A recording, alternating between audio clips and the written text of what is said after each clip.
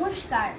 কবিগুরু রবীন্দ্রনাথ ঠাকুর, কণ্ঠে আরাধ্য মোহিনী দুয়ারি, কলমে সুমা দিদিপা।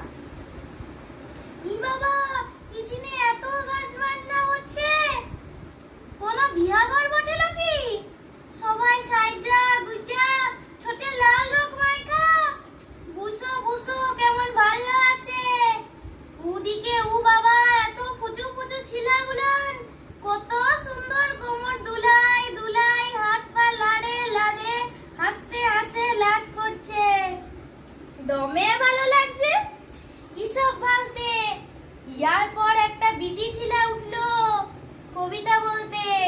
ই বাবা, কত সুন্দর গলা, কত সুন্দর বলছে। বাবা বাবা বাবা, দমে ভালো লাগছে। ইয়ার পর গান, মনটা ভরে যাচ্ছে। সবই তো হচ্ছে, কিন্তু আজ বটেটা কি?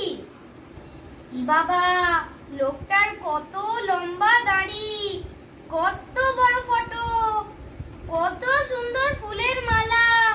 ইয়ার লেগেই কি এত গান বাজনা?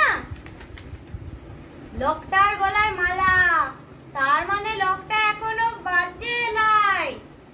তাও লোকজন ওয়াকে নিয়ে এত ফুর্তি করছে। শুনি মাইকটাই কি বলছে। আজ কবিগুরু রবীন্দ্রনাথ ঠাকুরের জন্মদিন, আজ 25শে বৈশাখ। ইয়ার জন্মদিনের জন্য ইয়ার লিখা গান কবিতা মানুষ করছে আর শুনছে আর হুদকাচ্ছে। লোকটা মরে লাই, লোকটা বাঁচে থাকবে মানুষের মধ্যে, মানুষের মনে। আর আমরা যারা মানুষের লেগে কিছুই করি লাই, শুধু নিজে ছাল্লা পুলা লিয়েই মাতে থাকি। কি খাবে, কি পড়বে, কি মাখবে, কোথায় পড়বে, কোথায় থাকবে, ছিলা পুলা লিখে আর নিজেকে নিয়ে ভাবতে ভাবতেই কাটায় দি জীবনটা। আমরা মরে গেলে ঘাট সাধ্য পেরালেই সবাই ভুলে যায়, ছিলাপুলা গোলাও আর মনে রাখে নাই। আমার জন্মদিনটাকেও কেউ মনে রাখবে নাই তখন।